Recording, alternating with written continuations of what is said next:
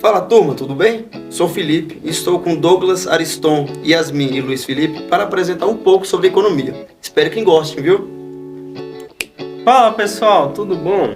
Hoje nós iremos falar para vocês sobre balança comercial. Existe uma conta para você calcular isso. Você vai subtrair o valor da exportação menos o valor da importação. O que essas duas coisas significam? A exportação é a ação de você vender produtos para os outros países e a importação é você trazer produtos estrangeiros para o Brasil. Mas o que isso vai interferir na nossa vida? O Felipe irá contar para nós. Interfere muito, Luizinho. Quer um exemplo? Quanto maior a exportação, maior vai ser a moeda estrangeira no país. Com isso, sua cotação diminuirá. Ao contrário de quando houver maior importação, que haverá pouca moeda estrangeira no país, assim aumentando seu valor no mercado nacional. Pensando nisso, me veio aqui a cabeça. O que seria balança comercial? Acho que eu sei quem pode me explicar sobre isso. E aí, Felipe, tudo bem? Como você já deve saber, o Banco Central possui algumas ferramentas para saber como anda a economia do país. Uma delas chama-se balanço de pagamentos. Mas calma, que é mais fácil do que você imagina. O cálculo é o seguinte: todo o dinheiro que entra no país através da compra de produtos, compra de serviços, bens e empréstimos é subtraído pelo dinheiro que sai do país por esses mesmos meios. Ou seja, tudo aquilo que entra e sai do Brasil, que possui valor agregado, entra nesse cálculo. Se o valor der negativo, consideramos como déficit. Se o valor der positivo, consideramos como superávit. Em caso de déficit, o país deve recorrer à reserva internacional. Mas caso o saldo não seja suficiente para equilibrar as contas, o jeito é recorrer a um empréstimo junto ao FMI.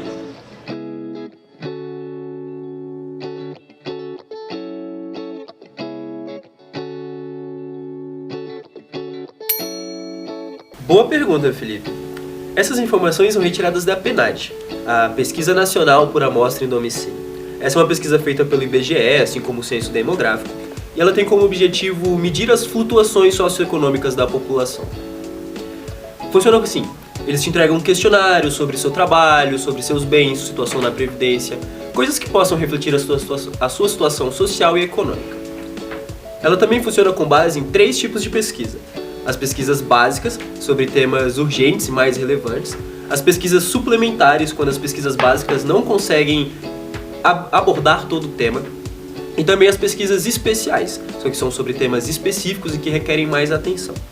Em 2012 também surgiu a PNAD contínua, que tem como objetivo analisar as flutuações de curto prazo para tentar acompanhar a evolução da força de mercado, da força de trabalho, a curto e longo prazo.